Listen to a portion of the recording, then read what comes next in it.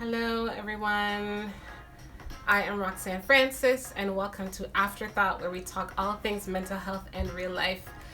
Apparently, I was having some trouble with my videos, so let's try this one more time. I'm not sure if the video is gonna comply with us. Jody, let me know if you're having the same trouble. I might have to call it a night if it continues. Let me know if this is any better. I'm not sure. Tonight we're talking about the advantages and disadvantages of going to therapy. So we were talking about what it's like. Jody, let me know if this is any better. We were talking about how, when you go to therapy, the advantage is that you can actually access healing. And the disadvantage is that it requires work, and not just work from the therapist's perspective, but it requires work from your perspective. Thank you, Jody. Thank you for letting me know that the feed is a little bit better. It takes work to change, right? You have to dig up old wounds. You have to talk about your childhood. You have to be realistic about your life. Your therapist might require of you to forgive some people in your life, to call some people that you haven't spoken to in a really long time, to face your feelings. We have to talk about sometimes things like your sense of self-worth. People often come to therapy. I mentioned this the other day on one of my posts. People often come to therapy and say things like, I don't know why I keep choosing the wrong guys, why I keep dating these people, what's wrong with all these men? And the therapist's job might be to say, well, it might not be the men. Let's talk about why you are choosing these guys, right? So there's definitely disadvantages to going to therapy. And I don't mean that from the sense of you shouldn't go to therapy because it's bad for you. But what I mean is it is going to take effort from your part. You can't just go to therapy and the therapy's gonna snap their fingers and tell you to do 2 cartwheels and it's gonna be fixed. No, it takes effort and you need to be ready to do the work. So before you pick up the phone to call your therapist, before you log on to your online session, or before you go into your session, you need to know that within yourself, you are ready to do the work that is required. Okay, right. So the other thing that I wanted to mention, that I was trying to mention before, hey Sherilyn, yes, digging up those traumas. The other thing to mention is that not everyone will embrace the fact that you're going to therapy. I will embrace it. Yes, yay, access your healing. But if there are people in your life who are benefiting from the dysfunction, right, then they are not going to embrace you going to therapy because it is going to change. You are going to be putting some boundaries up to say, you can't treat me like this anymore. The therapist is hopefully going to empower you to make some changes in your life, to tell people that they can't speak to you like that anymore, to tell people that they can't treat you like that anymore, that they can't take advantage of you like that anymore. And the people in your life who have been treating you this way, who have been taking advantage of you, they are not going to like it. So they're going to say things like, you've changed, or you're not the same anymore, or you're not fun anymore. Hey, Lexi, how's it going? They are going to say to you that they don't like who you've become. This therapy thing, that's not working out for me. Well, the truth of the matter is you are changing. It's working for you. And now we are saying that the way you've treated me all these years or all these months, this is not going to cut it. And so I'm closing the door to that. I am not accepting that anymore. So, just keep in mind that, everyone isn't going to be happy. It's not going to be all happy, happy, joy, joy because you're accessing therapy. The other thing that I want to mention is that a disadvantage to going to therapy is that you might feel drained afterwards. I have a friend in this community who has said that she attends therapy and she says, on my therapy days, I don't book no meetings. On my therapy days, I try and get some sleep, or I wait till my kid goes to his dad and then I go to therapy because I am no use to him. Because sometimes, depending on the issues that you're dealing with, after therapy, you are just like, the therapist took me out. I am drained. I am done. Nothing left. Don't talk to me. When it's on Do Not Disturb, I'm going to take a bath or I'm just going to go to sleep because I can't, right? It takes a lot sometimes out of you to realize that, you know, how such and such treated you was because this thing happened when you were a little kid. Or, you know, we might discuss some of the trauma responses that you're having in your body. And then after you leave the therapist, you might realize that, oh my goodness, I was assaulted when I was 4 years old. That's what this physical response is all about. So thanks, Steph. Thanks for coming back. So some of these things, yes, put your phone on Do Not Disturb after therapy, right, Jody? It can be hard. You have to deal with those feelings. Some people can only access therapy on their lunch hour, but that's challenging. Especially depending on the job you do, right? You know, they might go to their car and prop up their phone. I have clients who do that, and we unhash trauma, and then they have to go back to work and, hey, can I help you? I don't know how people do that. So keep those things in mind when you are accessing therapy and how you are going to be able to physically show up for other people when it is over, because like it can take you out, right? Okay, so the next thing that I want to mention is that your therapist is a person, a real human being person with feelings and with a family and with, I don't know, money problems and partner problems and, you know, parent problems, and they may be living in, you know, sandwich generation and multi-generational household. Like, these are real people, right?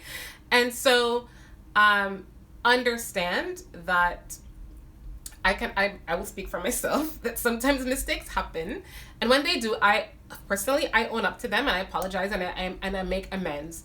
Thankfully, I have understanding clients. I don't make mistakes very often, but every once in a while I might double book. This is why I got an assistant.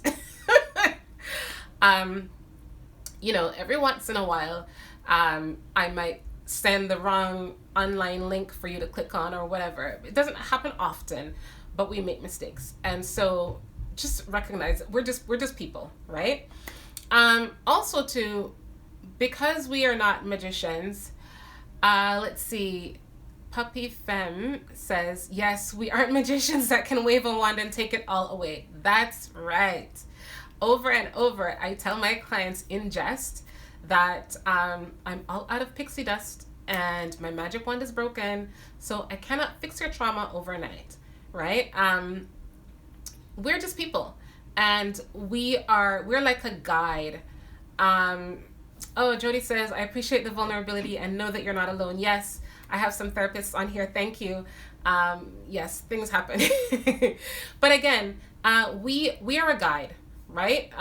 We're a guide to shine a light, to, you know, walk with you down this road of life and of healing. And we cannot undo the trauma that you have experienced. We cannot make the child abuse go away that you've experienced. We cannot undo the grief. We cannot bring back your person, but we can walk alongside of you. We cannot make the pain go away.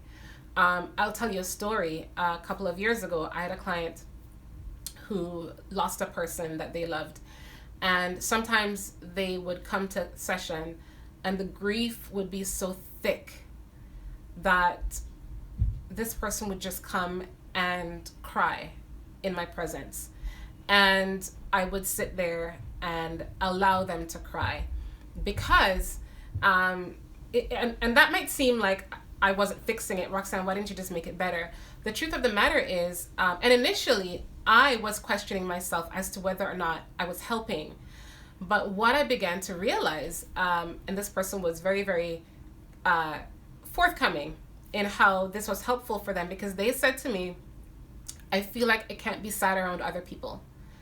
You know, I feel like I'm gonna get my sad on them. You know, I walk into a room, and because people know that I've lost someone that I loved, all of a sudden everyone's tone is hushed, and people treat me with, hey Kaylin, People treat me with kid gloves. They treat me like I'm fragile. No one wants to laugh around me because they feel guilty that they're happy, and I might be walking around with sadness. And so she felt like she couldn't be her true, authentic, sad self around people. And so she would come into this space and she would just cry. And there were times when it was better, and other times when she was like, I feel like I took 10 steps back, Roxanne. And there was one particular session when the grief was thick in the room, and I'm a bit of an empath, I guess probably why it's job. And I so felt for her. Session, she said to me, can I ask you for a hug? Not every therapist does this, but I guess I'm a people person, and I said, of course. And I gave her a hug. And when she left, I closed the door and I cried because I am a person too. Steph says, people need to cry. They need a safe space. I'm glad you let them do that. Yeah, sometimes it's a part of the work. And Jody says, absolutely, the heart of grief work. Safe places are sometimes hard to find.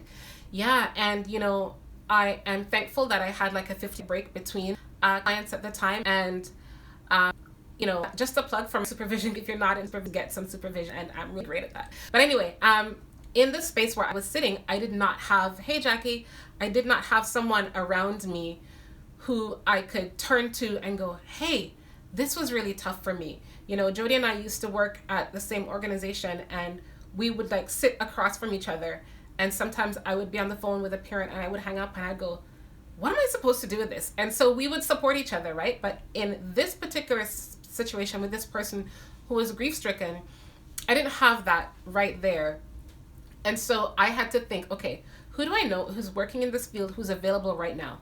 And I was able to pick up the phone and contact, hey Natasha, I was able to pick up the phone and contact someone. And I had to say, yo, I am not okay right now. I felt like, I'm not complaining that she came into this space and I was able to help her hold the grief, but I know I was wearing it. And so it was really great for me to have a peer, to have a colleague say, here's what you can do. Or Roxanne, it's totally normal. Okay, do you go get yourself a bottle of water? When's your next client? Go for a walk. Just to remind me of the things that I should do to get my mind right, and so that I could be ready for the next person. So it's really, really key if you are in this therapy space to have people that you can have as your touchstone, right? Some of us, we do that for each other. If you have a formal supervision agreement, then I would say access that. However, what I want to say for people who are accessing therapy is, I don't want you to take your therapist's heart as your responsibility. I'm not sure, right? I hope that's coming out clearly.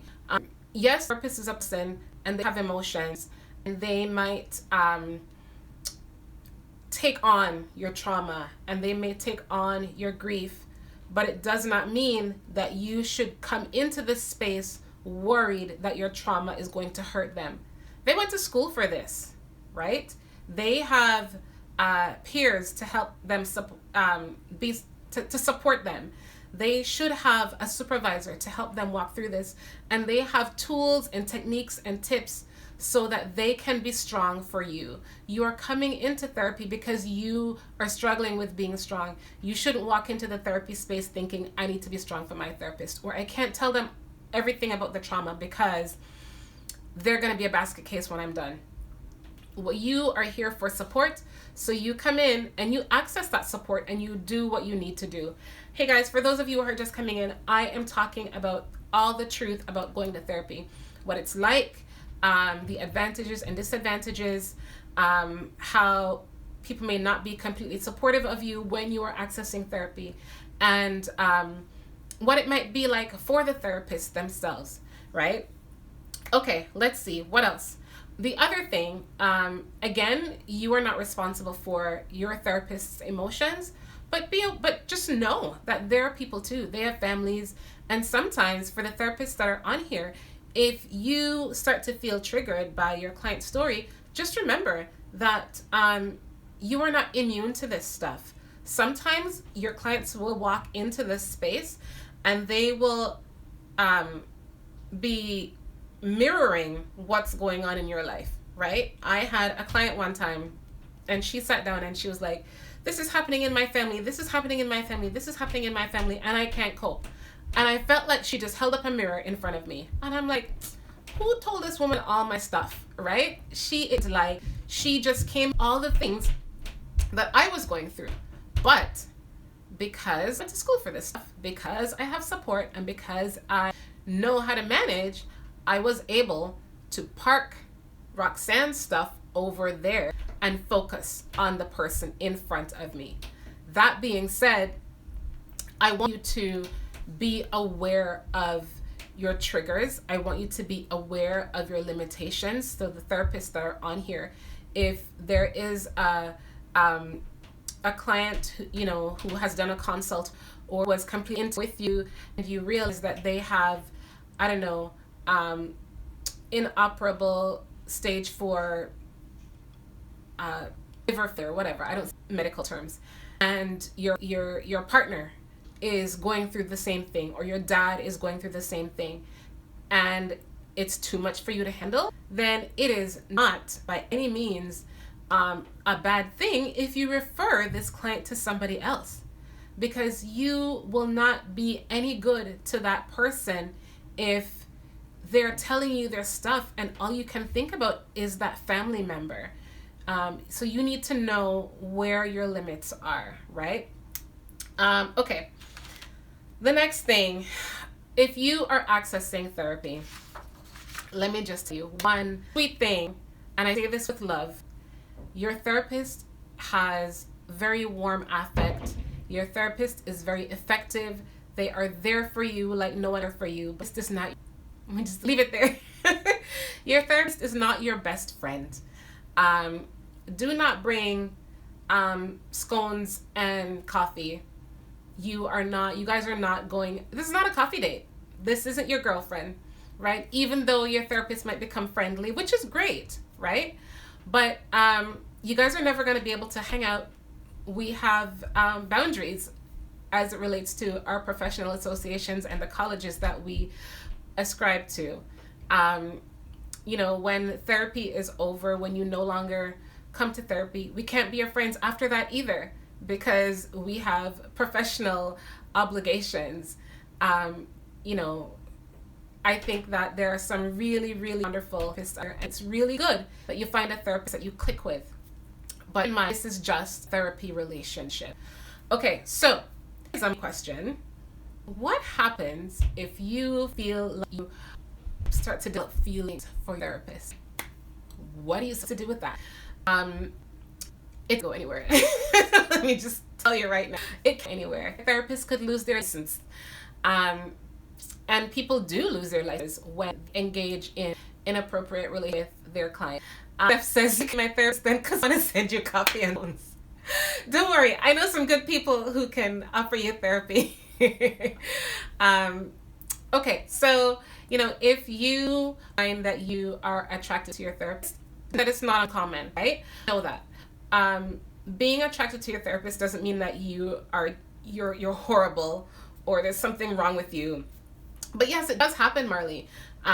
What happens is that you are now, let me try to explain, and the other therapists in the room maybe jump here, but what I'll say that is, you are now meeting with this person every week or every 2 weeks, like clockwork. They have a whole hour to devote to you, right? And depending issue is why you're coming to therapy.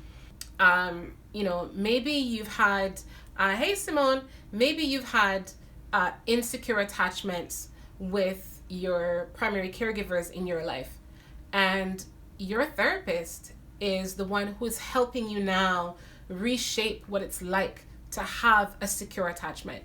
Maybe you've had issues with self-worth, and your therapist is now speaking good things over you, speaking good things into your life, reminding you of your worth, encouraging you, boosting your confidence, helping you find the strength to move forward, maybe helping you leave that abusive relationship, maybe helping you stand up to your parents, helping you become a better parent yourself, then it is not uncommon and not surprising that you start to develop feelings of affection towards this person.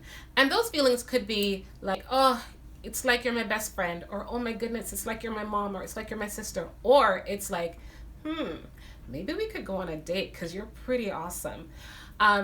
Those feelings are not uncommon, but know that it doesn't necessarily mean that that this person is best for you, or you found some long lost love. It doesn't mean that. But what it means is that they are now giving you some of the things that a good relationship would probably give you, right? If you were parented really, really well, then your parents would have instilled confidence in you. Your parents would have told you you can do anything in this world. Your parents would have reminded you of your brilliance, of your beauty, of your effect in this world. Exactly, Marley. Your therapist sees you, really sees you, and you start to walk a little taller, right? I had a male client one time ask me if he could give me a hug. And this was someone through no ends of trauma, right? And we had done months and months and months of therapy unpacking trauma. And while I wasn't sure if he wanted a hug because of feelings of I'm at a loss for words, intimacy, or feelings of physical attraction, if it were a female, I probably would not have denied her that hug out of seeing her, out of feelings of, you're pretty decent and you're making progress. And I wanted him to understand that he was actually making progress, and I was happy for him. And when he asked for that hug, it wasn't from like a leery kind of, he's gonna creep me out kind of space, but he seemed really happy that he was making this great progress. I mean, he went from such a bad place to finding a job and getting an apartment and making all these amazing strides. So what I said to him was, let's park that for a minute. And I moved on. And then at the end of the session, this is when I was working for an organization. At the end of the session, we walked out to reception, where there were like 3 admin staff out there. So there was nothing untoward, nothing was being hidden behind closed doors. I said to him, still want that hug now? And he looked at me and he goes, you're one. And I said, well, I gotta do what I gotta do, right? Because ain't nobody taking away my say that to him. It's him, do you want that hug now? And he said, yeah, sure. And it's just a light and friendly hug. And he seemed really happy, and we continued to work together. But like Simone says, we're role modeling for these clients who have never had people speak well to them, who have never had people encourage them. And what happens is, when you're a child and someone says mean things to you in your childhood, as you get older, those mean things, that becomes your inner voice. That becomes your negative self-talk. And so every day, day in, day out, you are saying terrible things to yourself, right? And so what happens is, you come to therapy and your therapist is helping you change that narrative. Your therapist is helping you replace that negative reel with statements. So it's not completely develop feelings of positive regard and action to a therapist. Now, if you are feeling like you are head over heels in love with your therapist, it may be time to find another therapist, because a good therapist may be able to dig into that, find out where that's coming from, and then move forward. But someone with maybe less experience may find that to be a barrier for service. So just keep those things in mind. Okay. So the other thing that I want to talk about, and then we'll look to wrapping it up, is what if my therapist and I don't know, maybe live in the city or the town, and we run into each other in Walmart.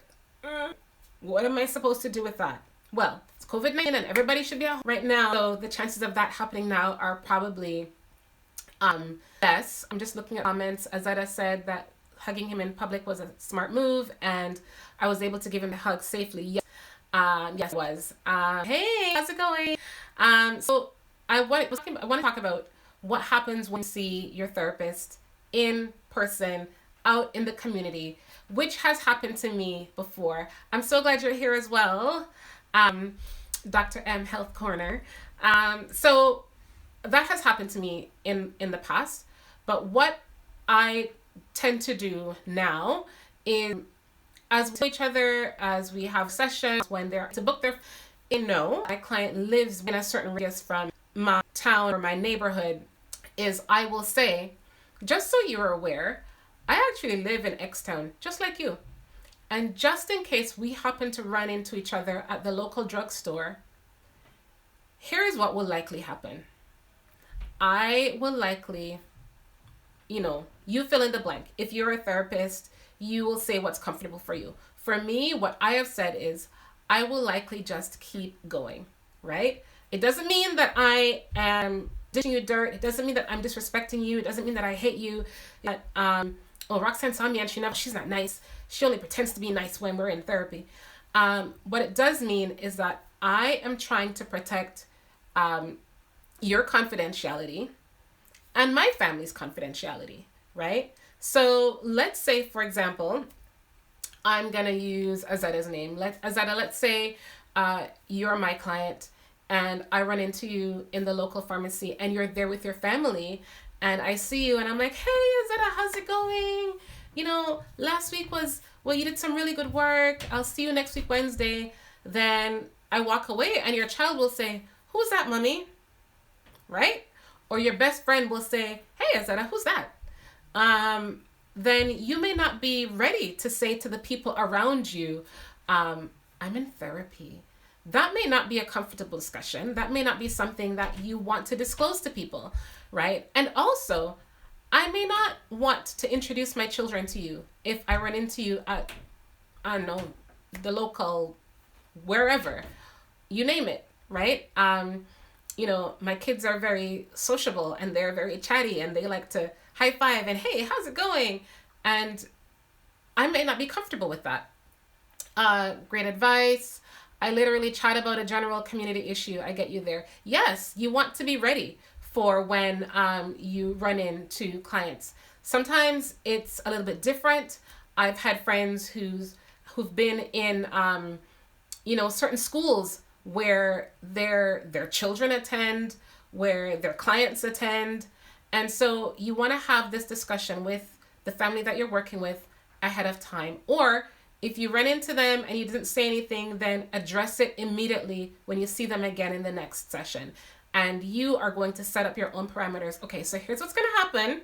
The next time I come into your school, here's how it's going to go. And then you guys can talk about what will make sense for the both of you. As I said, I think it's great that you give a heads up ahead of time. I might not want it known. Exactly.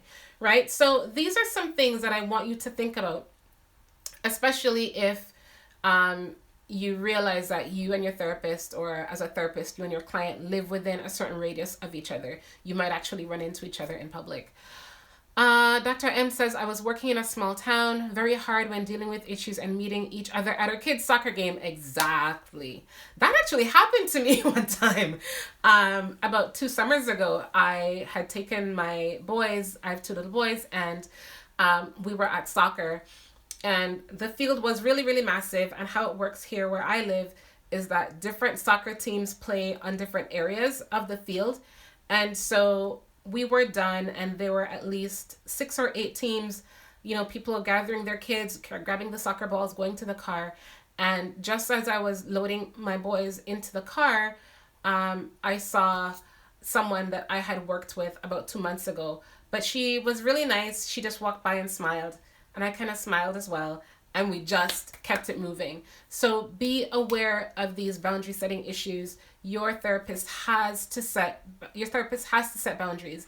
It's a part of the job. It is not because they don't like you. And just as we are wrapping up, along the lines of boundaries, do try not to bring your therapist gifts. It makes it really awkward. We're not supposed to accept gifts. Don't worry. We think you are amazing. You are some of the reasons why we get up every day, because we love this work. We love to walk alongside you as you find your healing. But you don't need to bring us gifts. You don't need to bring us flowers. You don't need to bring us Christmas presents. If I'm working with a small child and they bring me a little token that they make, then I'll say, oh, this is great. And I'll leave it on my desk in the office so that when they come, they can see it. But please don't bring elaborate presents, because I'm going to have to say thanks, but no thanks. And you're going to feel away. You're going to feel like, I spent all this time picking out this thing and now they don't want it. It's not about that. It's just, we cannot accept gifts, because it just seems as though now you gave us this thing and we have to help you, and it's not a good look. It's not a good thing. And it is hard to say no, Simone. Yes, you're right. So please hold on to your money. Dr. M says, I always prepare moms. I go, listen, whatever we talk about here remains here. Where we are attending a game, just know I'm deeply focused on the game and would love for you to. That's right. Sherline says, okay, I'm going to eat the rum cake I made for you. Well, it's a good thing I'm not your therapist. So bring my rum cake because I want it.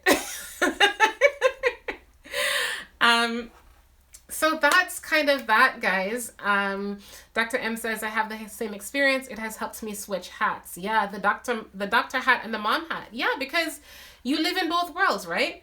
Okay, so from top, there are advantages and disadvantages to therapy. The advantage is that you're going to find your healing. The disadvantage is that you're going to have to do the work. You're going to have to do the soul work. You might have to do the tangible work. You come in and you're like, my sister is so this, or my I don't know, my brother is so that, but you're not willing to call them on their foolishness, then, you're going to have to do some stuff if you want to access change. Dr. M says, you're so cool. Thank you. I think so too. Healing is not an overnight process. You have to want the change. I cannot be pedaling harder than you. I'm going to call you on your stuff. You come to my office and you just sit down and go, okay, if I'm talking more than you all the time, if I'm working harder than you all the time, I got to call you on it, right? Okay. What else? Therapy is not an overnight healing process. My friend Kelly always says, sometimes it takes you 20 years to walk into the middle of the woods, and it's not going to take you 2 sessions for me to lead you out, right? It's going to take time. So give me the grace of time, and give yourself the grace of time. Not everyone will embrace your healing journey, because it means that you're going to require changes of them. You're going to be putting up boundaries, and they are going to push back against that. So sometimes you have to expect that. Your therapist is a person with feelings. Sometimes we cry with you. Sometimes we laugh with you. Sometimes we get shell-shocked by your story, but that's okay. You are not responsible for our feelings. We are trained and we have supports to help us deal. So don't feel like you can't come with the totality of your story because you're trying to protect us, okay? Let's see. Sometimes as a therapist, your client will come in with a story that mimics yours, right? They may come in with infertility issues and you're dealing with infertility issues. They may come in with multiple miscarriages and you might be dealing with multiple miscarriages. So be mindful of how you are carrying those things for yourself. And if you start your session with someone with a story that is too much for you or hits too close to home, understand that you can always refer that person to someone else so that you can be whole enough to take care of other people. Got it? Understood? Okay. What else? You may develop feelings for your therapist, and given the fact that they are helping you in such a positive way, it's actually not uncommon. So you are not like a bad person if you're like, oh, they kind of cute, or oh, they treat me so nice. You know, you're walking into session and you're getting butterflies. It's actually not uncommon. I would even mention it to the therapist, and maybe you guys can unpack some of that together. However, if you are like hot under the collar for your therapist, then you may want to consider getting another therapist, because that's not going to work. Don't bring presents for your therapist. They can accept them. And let's establish for boundaries a game plan for seeing each other in public if you guys live the same jurisdiction. Okay. Whew, I think that's it. I think all I got. You guys have any questions? I've been talking for about 45 minutes. I like to talk. If you have any questions, put them in the chat. Let me see. Otherwise, if you don't have any questions, I want you guys to go on and have a wonderful rest of your week. It is always a pleasure for me to come here and talk to you. I never take it for granted. If you are a therapist considering supervision, consider my group. I have a therapist online supervision group called Better Together. We start at the end of February. DM me or check out my website, francispsychotherapy.com/supervision. If you don't have any questions, I want to thank you for listening. You guys are always amazing. Thank you so much. You guys take care. I want you to take care of your mind, because you only have one. You're welcome. Thank you for joining me. And I'll see you guys right here next Wednesday at 8 o'clock for more After Thought. Take care. Bye, Steph. Bye, everyone.